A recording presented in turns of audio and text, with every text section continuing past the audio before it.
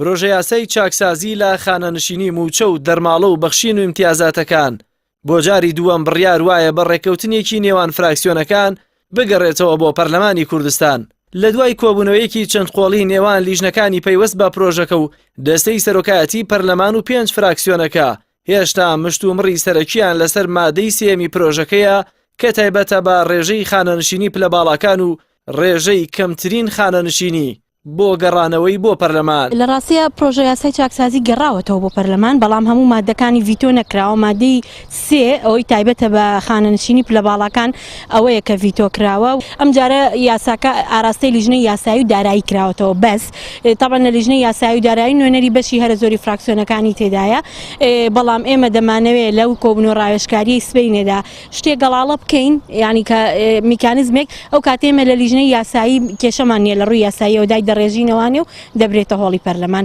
پەسەندکردنی مادەی سێمی پرۆژە یاساکە جاری یەکەم لا پەرلەمان ناڕزایی شەقامی لێکەوتەوە و هاوڵاتیان پێیان وابوو ڕێژەی موچەی خانەنشینی پەرلەمانتاران بە زیادەوە دانراوە.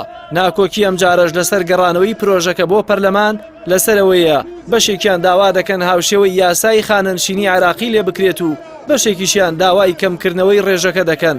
دەژڵێن پێویستە ئەو پارەی بەپی ئەو یاسایە دەگەڕێتەوە بۆ حکوومەت بەخرێتە سەر موچەی فەرمانبەران و هەڵوەشاندنەوەی پاشەکەوتی موچەش بووەتە مەرجی گەڕانەوەی پرۆژەکە بۆ پەرلەمان.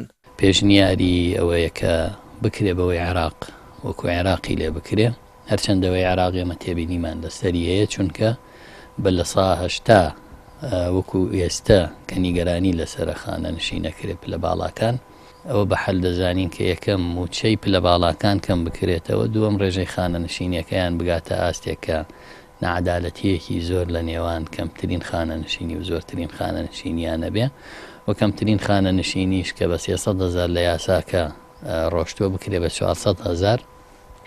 زیندانیانی سیاسی ئەوانیش وەکو مینحە نەکرێ بە دوو موچە ما باقی یاساکە ئێمە لەگەڵ یاین و داکۆکیەکەین کە بێتەوە و خۆی ئەم یاسایە زیاتر لە 100 ملیار پارە دەگەڕێنێتەوە بۆ حکوومەت لەو کارە نایاساییانە و نادادیانی کە ئەنجامی داوە.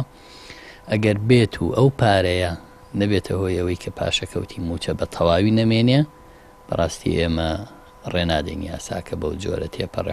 پرۆژە یاسایی چاکسازی خانەنشینی و موچە و دەرماڵە و بەخشینی امتیازاتەکان پرۆژەی حکوومەتی هەرێم بووە کە بە ئامانجی چاکسازی دارایی پێشکەشی پەرلەمانی کرد.